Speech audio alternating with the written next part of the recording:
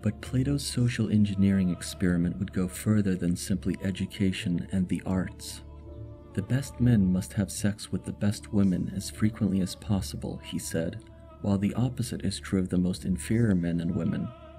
And second, that if our herd is to be of the highest possible quality, the former's offspring must be reared, but not the latter's, and this must all be brought about without being noticed by anyone except the rulers, so that our herd of guardians remains as free from dissension as possible.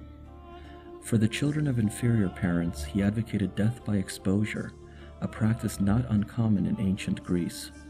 I think they'll take the children of good parents to the nurses in charge of the rearing pen situated in a separate part of the city, but the children of inferior parents, or any child of the others that is born defective, they'll hide in a secret and unknown place, as is appropriate.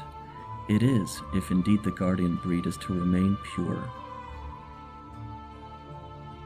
In Plato's vision, the state would be in charge of rearing the superior babies, while the inferior ones would be left to their demise, or relegated to serving the state in menial capacities. Indeed, Plato was no fan of social or political equality.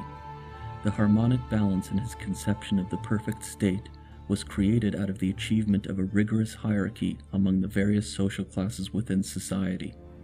The three separate classes, the philosopher kings, the guardians, and the plebs, would be divided and tasked with unique roles commensurate to the divisions within the individual's soul: temperance, wisdom, and courage.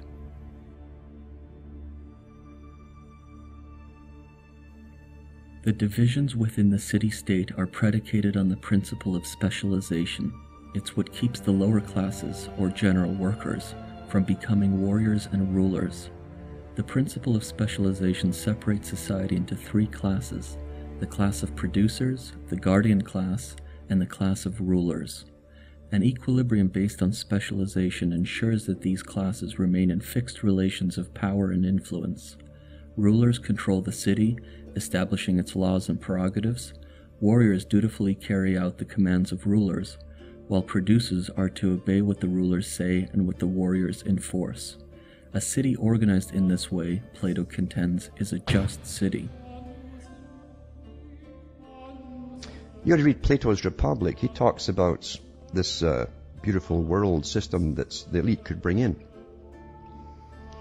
with its selected breeding, you see, for the elite themselves, the guardian class.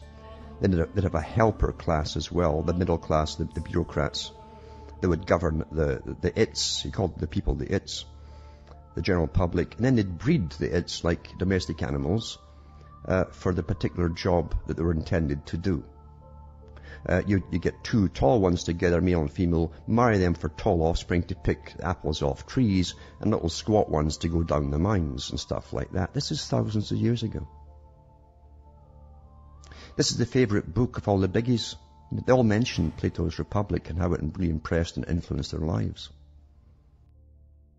To recap, Plato's utopic city-state was predicated on four pillars: education, social cultivation, selective breeding, or what we call eugenics or transhumanism today, and sharp political stratification into three distinct groups, all under the umbrella of a strong state ruled by a select, unelected few.